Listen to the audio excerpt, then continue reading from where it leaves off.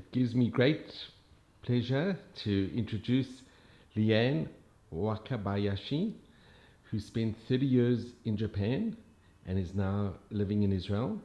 And we are here in Ramat Sharon, in the home of Soli and Paula Ganor. With Light One Candle, Soli's amazing memoir about his life in World War II and his survival under extreme conditions. Soli, you're my hero. Thank you so much.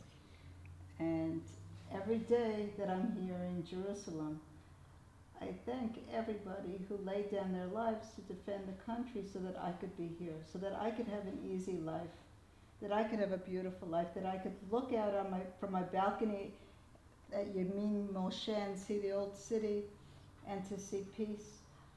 I know I'm here because of you and people like you. Thank you. That's what I had an idea why I came here instead of going to Canada. Well, my father came here for a year and he couldn't handle it. Really? He came in 49. From where? Romania. From Romania. He came and his parents said to him, they'll follow. He went and got his papers to go to Canada. He was sponsored by a rabbi. His parents said, we'll join you. My grandfather died on the ship. On the ship to Canada. On the ship to Canada. My grandfather never made it there. So I think my father also realized that there's nowhere to escape from life. You know, you have to face your hardship wherever it's going to be. Yeah. And the way we handle our hardships is not easy. We have to have some kind of inner motivation to survive. And what I took away from your book is the power of love as a motivational force. That your father was there the whole time with you, that your mother was there for much of the journey. Your sister was there. Yeah, that's true. And your friends were there. That even there was laughter in the worst of times. You were making jokes. Yeah. How could you make jokes under those circumstances? But that's normal, that's natural. It means you're still a human. It means that the Nazis couldn't rob you of your humanity. They couldn't. That's what. And we knew that they're going to lose the war by the time they already in Lithuania, the defeat at Stalingrad shook up the Germans, and we heard about it. And we knew that they're not going to win the war. So we had to outlast them. And that gave you a strength to survive. Strength to survive. I have a question for you. Are you, would you call yourself after this experience more spiritual for having survived? More spiritual, yes. I always felt the more spiritual. That I had a capacity of surviving. But I also, you read in my book, I did my utmost to get some extra food and use every opportunity I can to survive. What about your relationship with Hashem? You also talk about people davening that you'd hear before they died, they were reciting Tehillim. Did you see that in the camps too, that there was groups or individuals who were praying till the end? Were you one of those people? I just put on Facebook a story of we call it Purim in Dachau, by a rabbi who was he made a Purim spiel in Dachau. We're dancing in the snow. Wow. You ever look at the Facebook today you can see it. And what was your costume? He made me into Mordechai. You know, you don't say this in the book, but you seem like a pretty special guy. You were a personality. You were somebody to reckon with, weren't you? I was an adventurer. What does that mean to be an adventurer?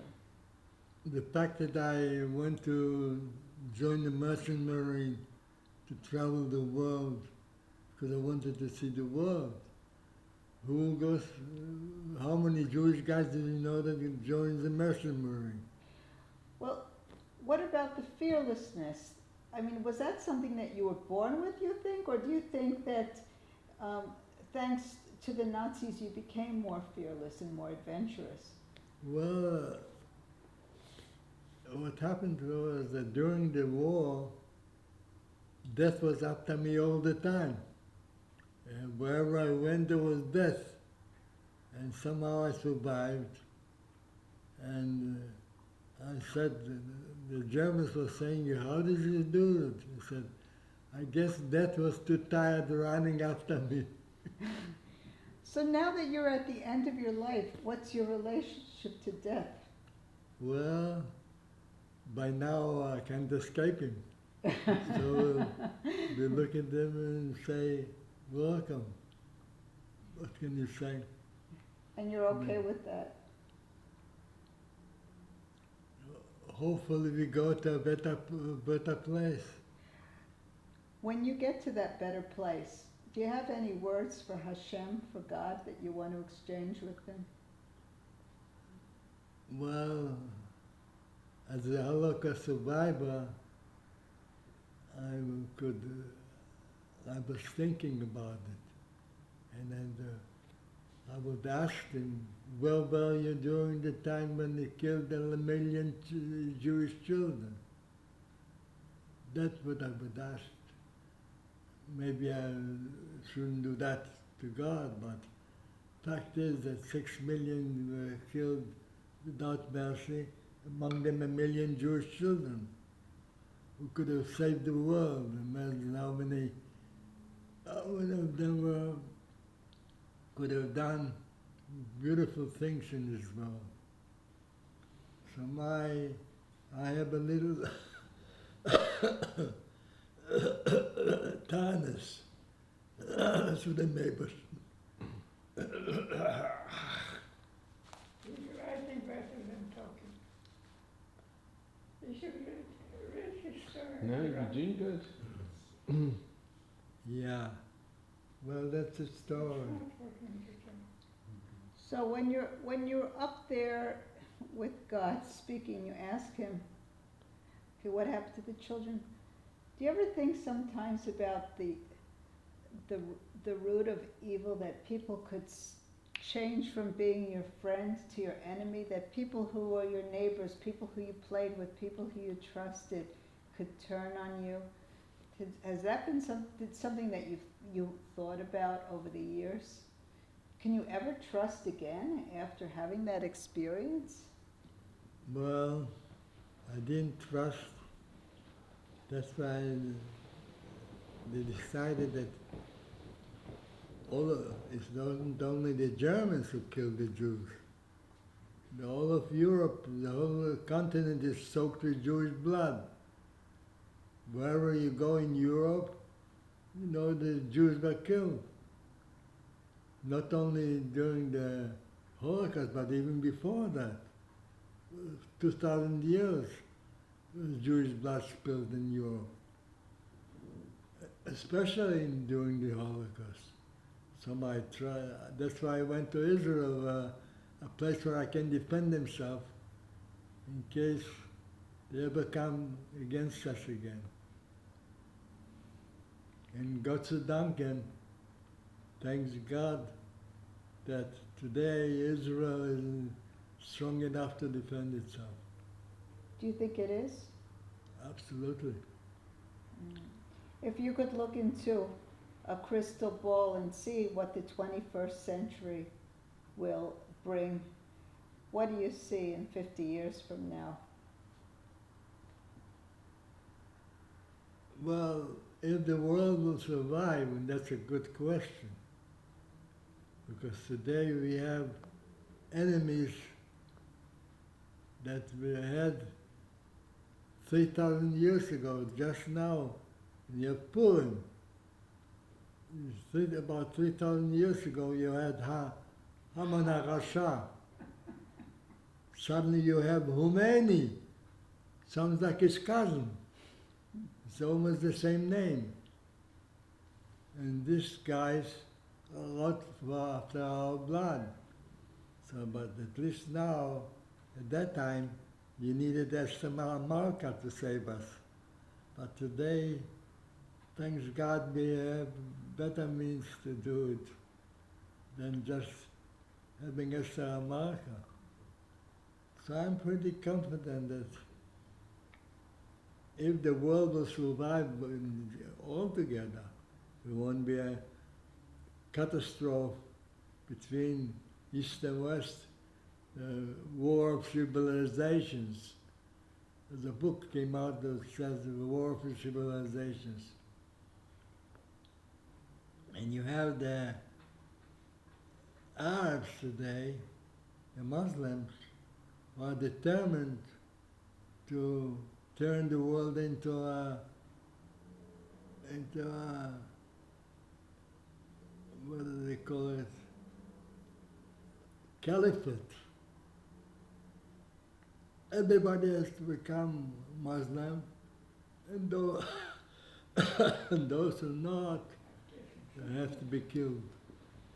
So that's the problem of the world, not only for us.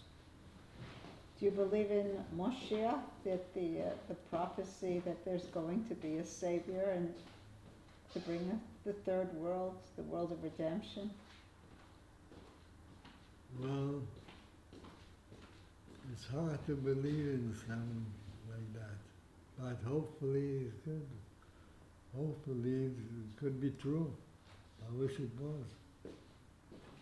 Do you think that World War II may have brought us closer to that redemption? Because some people say that the miracle of the creation of the State of Israel is proof that we're living in Moshiach times. Yeah, well, that's a good question. Well, this can be happening, I don't know. But perhaps I would be all for it. You're all for it. What would the world look like to you in Moshiach, in the time of Moshiach? How would be different from now, do you think? Well, what they call resurrection. It would be. There was something interesting concerning that. We went to see a place called Har Megiddo. And we met, it's in Israel here somewhere, the kibbutz Har Megiddo. And there was a historian, Christian. And he said, you know what means Har Megiddo? I said, no. Har Megiddo is Har Megiddo. He said, it's the Christian Armageddon. The Armageddon. The Greeks made Har Megiddo into Armageddon. And he says that this will be the point where the evil against the good will be fought. It was kind of strange. It was just an ordinary kibbutz stuff. And imagine 2,000 years ago they wrote about Armageddon, that this is going to be the place. So who knows? Do you study Torah, or have you studied Torah? Yes. Yeah. Do you have a teacher? In Lithuania, I went to a religious school in Yavne. It was a religious school. You all Kepalach. And studied in Hebrew. Mm-hmm. And Lithuania altogether was, We had 3 Hebrew high schools. Where Hebrew was studied because most of these Lithuanian Jews wanted to eventually immigrate to Israel. Some say that every point in history has been recorded and predicted in Torah. Do you believe that? I can't deny it or can't prove it, I don't know. Well, in the last couple of decades of your life, right? May you live to be 120. What have you got planned to do? What's on your agenda? Well, I like to write. I'm writing now my 4th book. What is the book on? It's the story of my father in the Russian Revolution. Oh, the one that he told that he did the storytelling that saved his life and yours in the ghetto, right? Not the ghetto, in the camp. Yeah, but he was a young man. He participated in the Russian Revolution. He was a social democrat. Mm-hmm. What they call Menshevik, they call them. And when the Bolsheviks took over the power, they condemned him to death. So he ran away from Russia to Lithuania and married my mother. Met my mother, and that's why they married. And that's why I speak Russian as well. Through your father. My father, my parents were speaking Yiddish and Russian. And I was born with German. So I was really overwhelmed in languages. And that, do you think, was something that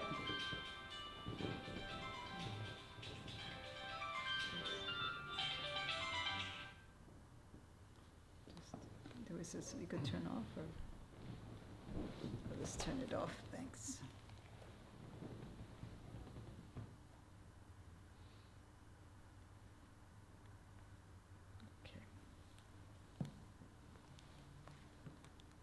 The 30 years that you were in Japan, were you religious? When I went there, no. I was there was one conservative shul when I arrived in the 80s. And it was just after Marvin Toker. You know, Marvin Toker wrote many books about the Fugu Plan, many books about Asian history. And I think I even met him.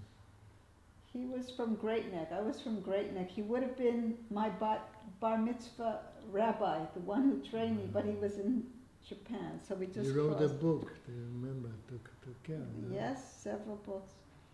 And then in not until 2000 was I interested in religion. It was only after Chabad came. And by that time I had a baby, one daughter. My daughter was born on Rosh Hashanah. And In I thought, Japan. yes, I thought, why do I have this Jewish child born in Japan? What could it possibly mean? And it became my destiny to give my 2 children a Jewish education in Japan, which was very, very tough. Because there's no Jewish schools. There are no teachers to speak of. There were no books. There was no translations and the children's, the economy is the father is paying the bills. So there was no money to pay for Your this. husband was Japanese? He is Japanese, yes. Japanese. Hmm.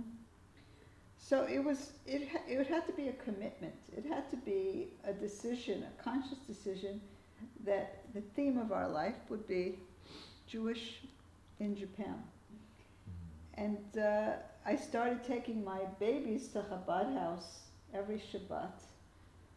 And so they grew up with the Chabadniks, with the other Chabad children. And then my children thought that the whole world were either Japanese Jews or Chabad kids. They couldn't imagine anything else.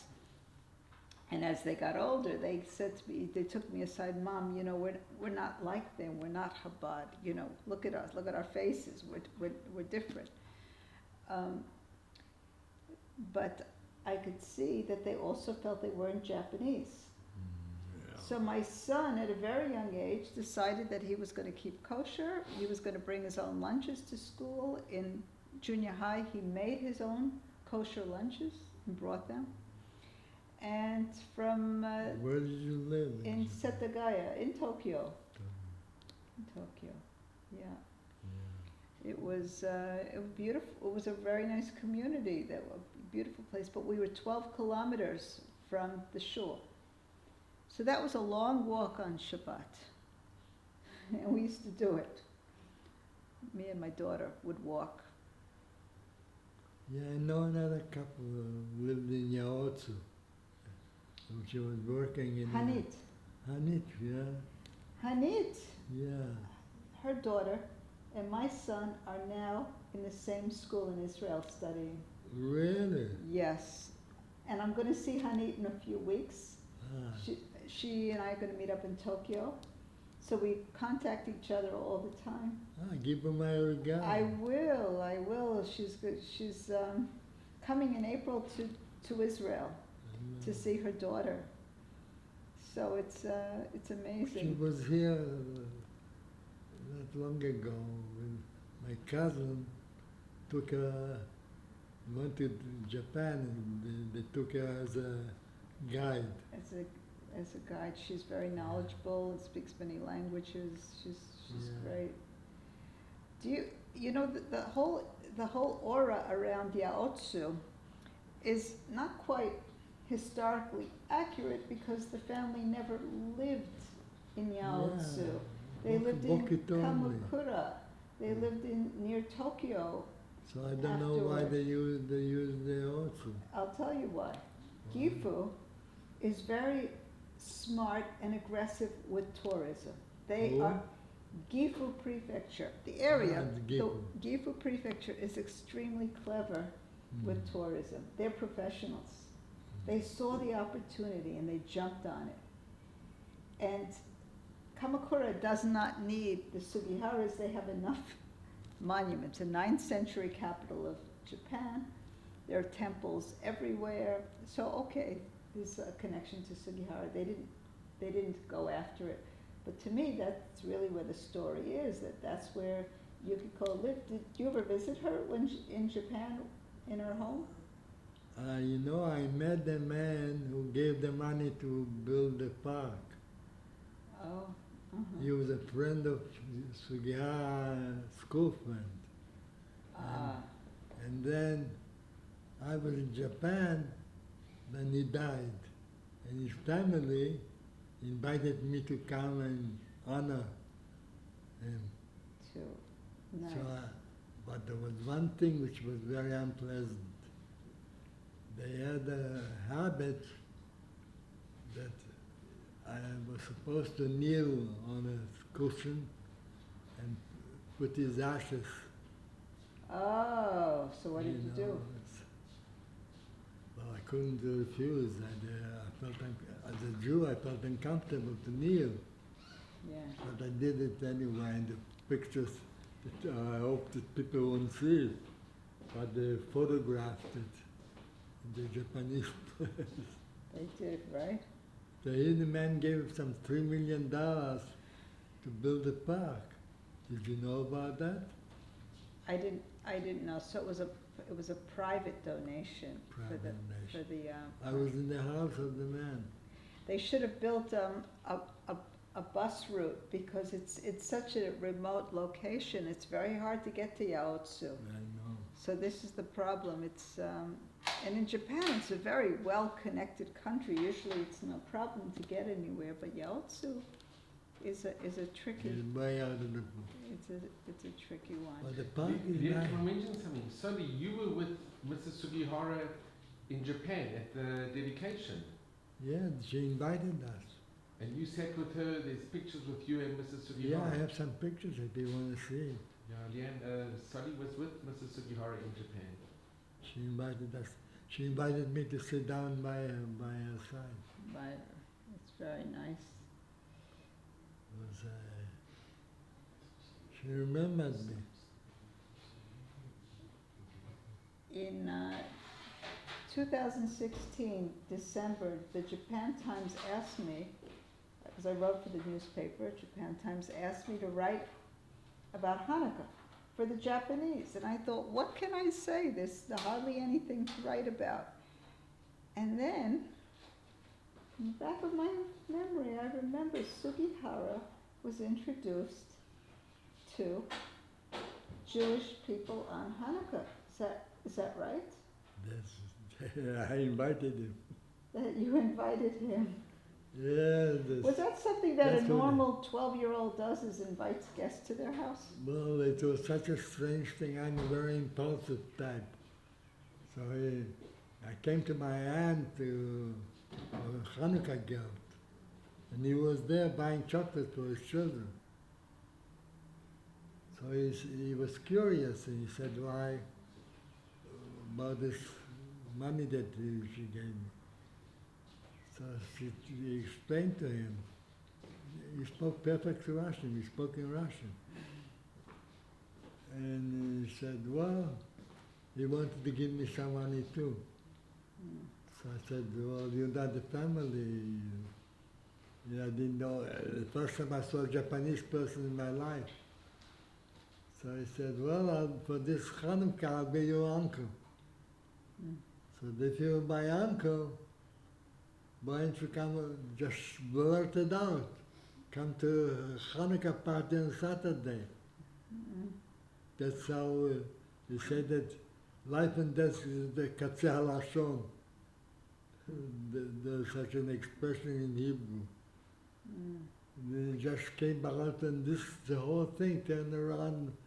I invited him to our Hanukkah party.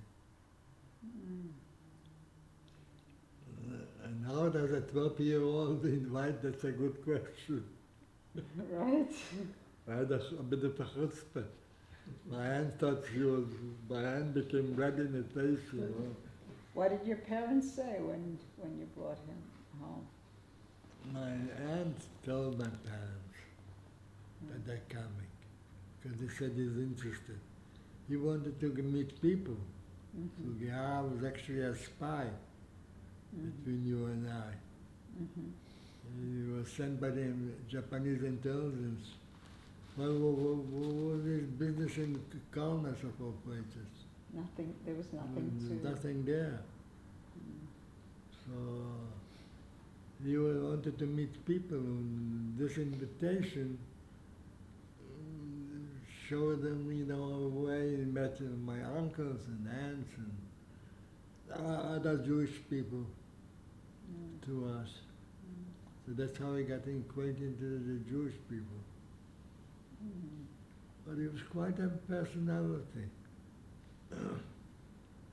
He was married before the Russian woman. He was. Yeah. That's why he spoke Russian so well. I mean, he spoke Russian without an accent. He spent 15 years away from his wife after the war, living in Russia too, in Moscow. Yeah. Was he back with his wife, or was that we don't know?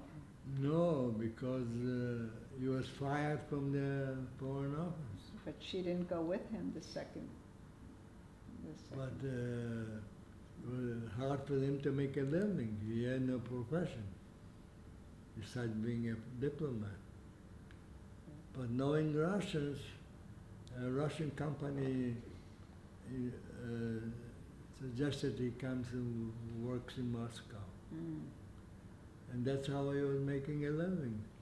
How were you making a living after you got out of the army, the Marines? When you came to Israel after the war, what did you start doing to support yourself? I went to became an officer in the Merchant Marine. Yeah, and then after?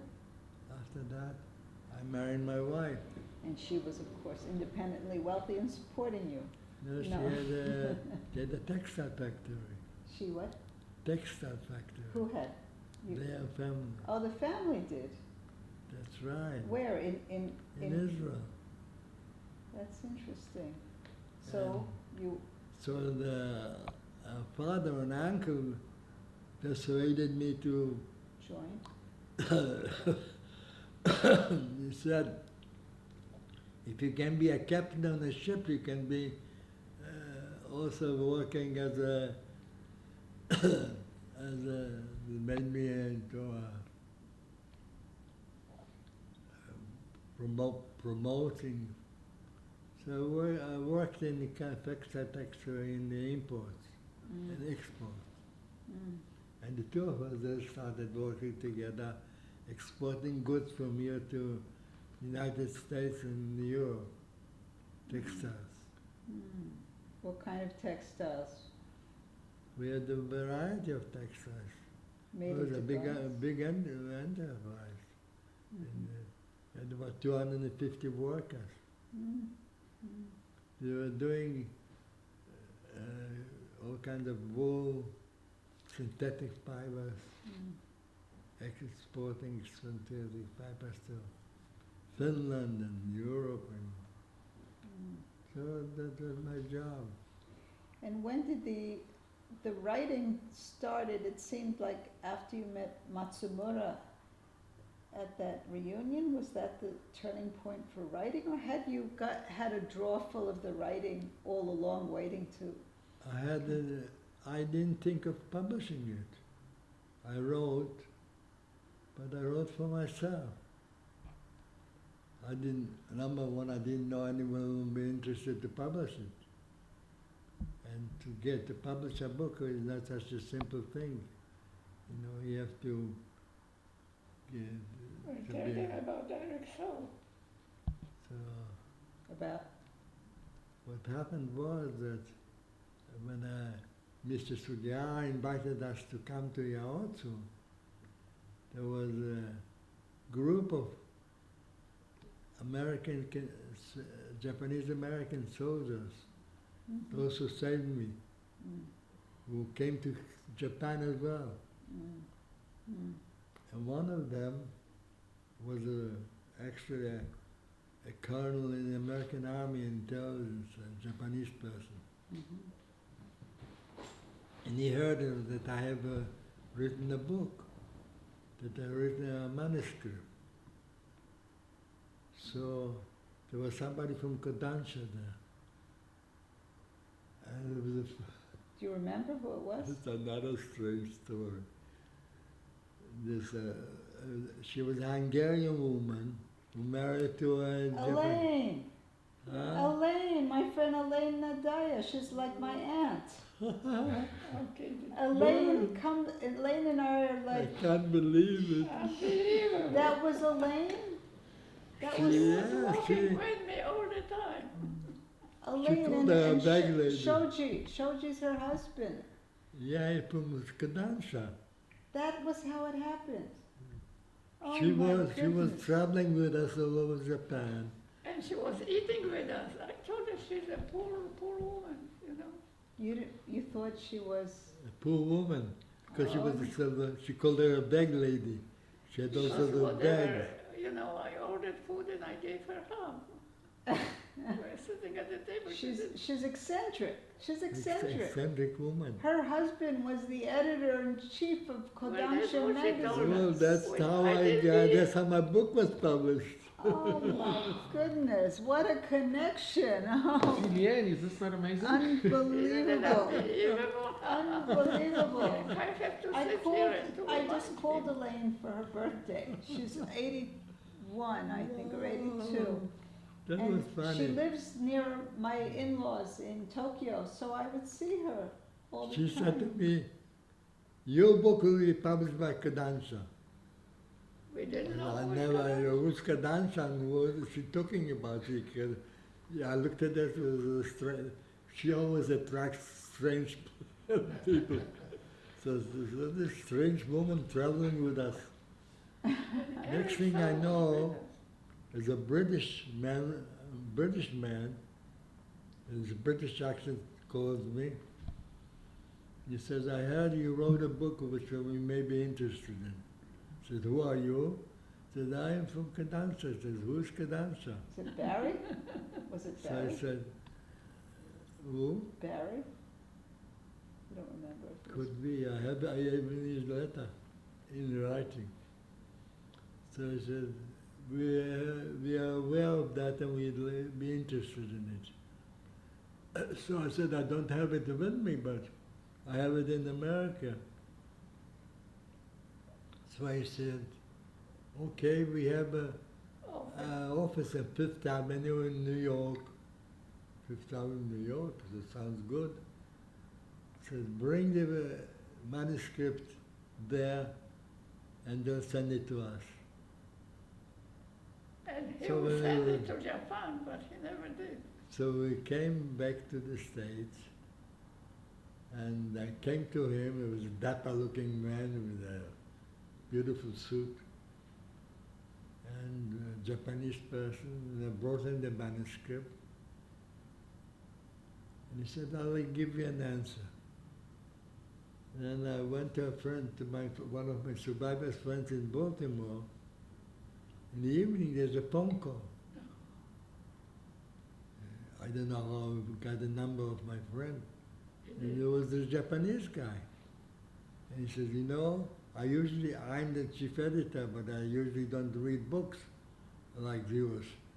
But your book really interested me. You sure know how to write, he says to me. I'm ready to, and I tell you what, I think you first publish it in English, and to Japan I'll send it later. That's how it worked out. That's how the book started. Unbelievable. What a strange coincidence. It's every word is the truth. What, did they edit it much, or did they not do that much to it? after? He liked my writing to start with. He said that you write well. I said, thank you very much. And he made me an offer of some money too. Yeah. Kodansha's a big company. They should Big- make you They big money. didn't out. sell so many books. Said, yeah, we are the fourth largest company in the world. There is already second edition. Did you How see many the books have second sold? Do you have any idea? Many books they sold. They even had a play in Yeah. Tokyo. edition? In Tokyo, we had a copy of it Yeah, somewhere. a copy of it. So that's how life is strange. I'm meeting you now meeting this lady. We're all connected, you know. Unbelievable. Everyone Some is. of course, he's from Lithuania and I'm from Poland, and already, look, what a Olam combination. Katan, it's a small world. There's no excellence. Everything is min hashamayim. Unbelievable. It's I'm beginning to believe it. Yeah, even But really. Liane, I told you, you're going to be meeting some very special people. yeah. Some exceptionally special. Thank you for taking me This here. is Really, something- it's I'm very moved. It's It's very unbelievable. powerful. I'll tell you, Elaine never had children, right? She and Shoji never had children of their own. I can't hear. How did she marry this Japanese guy? They met because she was a volunteer for the Bobby Kennedy election campaign in the 60s. And he was in New York City to cover the election. And the night that he was shot, they were both at the headquarters together. No kidding. This party, she never talked. She was not very talkative. It's surprising that she's not talkative, but she's got an amazing story Yeah, to tell. They've been married for nearly 50 years, and she's been in Japan the whole So give her time. my Very regard. delightful. I will. That's really Here, the quite, red button, here, quite something. here. What? How long have you been painting? Because I'm also a painter, so I'm looking at your art, and it's Did you wonderful. see some Very- restrictions? When we lived in San Diego for a while. And what were you doing there? We had real Right. estate business. We got Oh, it. really? Yeah? It was a good place to have a real estate Very business. good. In La Jolla, if you know San Diego, La Jolla. I don't. don't know. I've heard of it. Beautiful place. We have a condominium. So So we that's were what you- buying and selling houses. But our daughter, we decided to go to the army. Uh-huh. And she had already after a back operation, but she went to the army. And she wanted to stay here, so we went back. Came back to Israel. You lived 7 years in San Diego. And you know, San Diego is like paradise. Is it? The climate is good, it's quiet like here. Let me just turn it, there's so many things to ask you, but one of the themes that really is very strong for me is a theme of healing. It's very, very hard to write a book like, any book it's hard to write, any memoir it's hard to write, but to write a memoir where there's pain on every page and there's blood and death on every page, and there's a process of, you have to forgive in order to write something like that, don't you?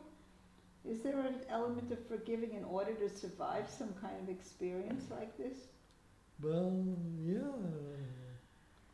The fact is that I was going every year to Germany to lecture to the place where the whole thing started. There's certain forgiveness. Even now they send Otherwise I couldn't do it. And what about your own country, Lithuania? Have you ever been invited there to Yes, speak? I was. And? I went there and it was too gruesome, much worse than Germany. Still? Because there was the whole killing next to I witnessed all this murder. It was Lithuania, not in Germany, as far as I'm concerned. Where the Murder took killing place. fields for you were there. Yeah. Can I just say something very briefly? I was last Thursday, it was the 100th anniversary of Lithuania independence. Yeah. And they had an event in Tel Aviv, and the ambassador of Lithuania spoke, and he said that we take responsibility. He said we admit that there were Lithuanians that were involved, and we do take responsibility. And the only way that Lithuania can move on is if we look at our past and we take responsibility for what we did, and we ask forgiveness. So I videoed that event. That's very unusual. It's very unusual, and the deputy ambassador a year ago in Yerushalayim also mentioned very similar words, which I was lucky enough to be at, and I videoed that as well. So at least today, the Lithuanian and the foreign minister of Lithuania also, he was in Israel about 6 months ago, and I heard him. It was a breakfast talk at the King David Hotel, and we videoed it, and it's on YouTube. We also said we take responsibility. The question is, are the textbooks reflecting that? Are the children learning about the history, about the perpetrators, about the way the In Lithuanians? Germany they are. But in Lithuania, are they? Lithuania, no. They're not. Are there monuments to the Jews? Is there any kind of museum for the Jews? There are a few. No, there are monuments, and in Mariupol, where our family comes from, they say this is the synagogue and this is where the massacres happened. They are in Lithuanian and in Hebrew. Are there graveyards? What happened to all No, those? They have some graveyards. They have in various times we went to Lithuania. About Lithuania. It's a slow process, but they have in a lot of the towns. They have. Yeah, In Vilna, the mayor of Vilna is actually very good. He's the new generation are getting a little more civilized. Well, do you think then that this sudden Polish announcement is an aberration, or is this a trend that they're going that what's happening now, the Polish denying their role? The anti-Semite in Poland and anti-Semite in Litan, don't worry. In 2000 we went to visit Poland, and I could hear them and see how the anti-Semites they were, remember? Yeah. So is this a trend now, or is this something solely that... It's, I think, the problem is that the immigration from Africa flooding into Europe now is provoking a reaction which goes to the right. Who comes now into force? The fascists. It's the fascists who are, because they say now we're getting these Arabs coming to overtake our country. So who is against them? Obviously they're extreme right. And that's the problem now. That all over Europe, the extreme right is rising because of the infiltration of the Muslims. And So should Jews that is fear? against the Jews too. So when you see this, do you think that some Jews are right by saying that it's time to leave? Absolutely, Absolutely. absolutely. Europe is lost. The Muslims have now a two-pronged attack. One is flooding the refugees who will never adapt to this country, to Europe. They'll never become Europeans. And the other one is by force, by blowing up people, by killing people. So they have a two-pronged attack now, Mm. the Arabs. But as we know, Europe will never be the same again. The thriving cities and towns of Europe that were brought on or represented by Jewish wealth, by beautiful synagogues, by craftsmanship, by all the things that you write about in the book that your mother loved and Yes. savored, by the books, by the music, the culture, all that was decimated when the Jews Then that's right. left. Is that Now they're getting the Arabs now instead of the Jews. and what are they Says- bringing to Serves them right. this? And what do you think is the trade-off? So the Arabs come and what are they bringing to Europe? The Arabs are bringing, they are absolutely determined not to spread out in Europe and become a caliphate. That's their aim. The final aim, ask any Arab, will tell you a worldwide caliphate. That everybody, those who don't want to become Muslims have to go. It's very simple. And you think that the European heads of state are not tuned into this? I think they're waking up a bit, but the problem is those who are waking up are our enemies, the fascists. Mm. Is that a steady storm? Yeah. We should go. Okay. Yeah. There's a lot to talk about. There's a lot to thank you for this fascinating. You know, he Interview. and his friends are the only I'd like to survivors. continue if we can. I feel that we've touched this kind of surface. I've jumped around to many, many topics, but I'd like to talk to you again if we have an opportunity. Okay, sure. Anytime you feel like it. Thank you. I will Yes, bring with the my- greatest of pleasure. I'll be There's bringing. my ambassador. Oh, Thank such you. good, such an honor. But we didn't see the movies. I'll be making you copies later. There's one thing I'd like to record, which is this. Right now, memoir writing is quite popular. People are committing to paper their life stories, and there's a lot of hard stories out there. It takes a lot of courage to put down your life story. Yeah. And do you have any words of advice for people who've lived through wars or lived through tragedies, who are faced with writing their story down, and as you said, I didn't know if anyone would read it. I didn't know if anyone would be interested. What words of encouragement could you give to somebody who's got a story to tell? Well, those who, most of us who survivors are gone. You know how many survivors that we got left alive? I'm the last one of my group. Don't forget to be all 90 by now. So how many people are still alive? But also, He and another one, the only survivors of Dachau yeah. at that age. So there are not too many who can sit and write. And the problem of writing today, the young people are not very interested in reading. You've seen the pictures how all his friends died. All his friends were younger than him and they all Yeah. dead. They're all busy with their iPhones and they're busy with watching all the time the kids, you see them all walking around with the iPhone. Less and less are reading. It's true.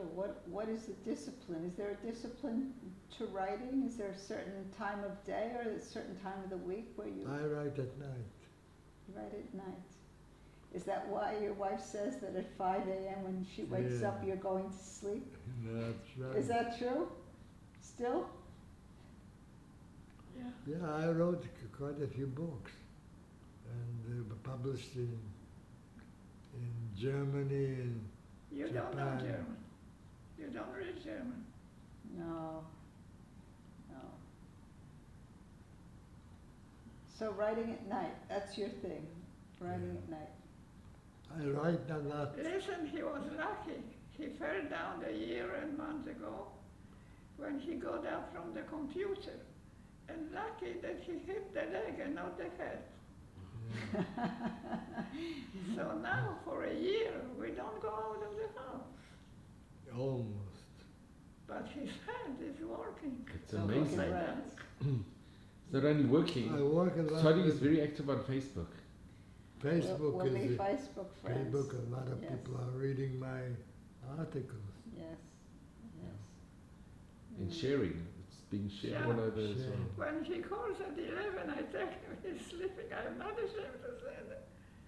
But in the evening, tonight somebody at 12 o'clock called. I don't know who it was. Yeah. Wow. All right, we better go before it gets back before Shabbos. Yes. I just want to... It was a I pleasure just- to meet you. Right. Such a Paula, it's been amazing. Thank you so much. Thank And you, Sally, wow, this is our hero. And so, Paula, you are our heroine. And That's Sally, what I said there's no about one it. like you. You really, Sally, I mean it. There's no one like you. I have There a really lot is. of- One day I'll show you the love letters he writes me. I have a lot of material for you. Okay. 'Cause Sally, I with better pleasure. give it- It's an honor to be your ambassador. I always wanted to be an ambassador, and to be your ambassador, I couldn't wish for anything more. Thank you But so Sally, much. thank you so much, really. And Liane, it's from the heart, really. This is the connection. What a small Yeah, world. it's It's amazing. unbelievable. It's incredible. Unbelievable. It's Mina Yeah, Shammai. this It really story is. is all Yeah. Elaine. about the lane. Elaine. And Of it all the showed people you, in Japan, that's it. it showed you too that, I can't believe it. Years ago. yeah. She's, Well, we'll... She's still living in Japan. Yeah, look, you don't end up in Japan unless you're eccentric anyway. Yeah. So of course, we're a bunch of eccentrics there. That's the truth of the matter. Well, Um, Japan had a very big influence on Sony. To Yeah. meet Sugihara, to have been saved by know. Japanese American soldiers. I know. Look, there's a lot of work for us to do in Beautiful. Japan because, you know, Japan is a safe haven. Japan doesn't have a history of Do you have anti-Semitism. Only said that I'm do not you have email? Yeah, I do. So give it to me. Sally, My thank you so card. much. Liane, thank you very much.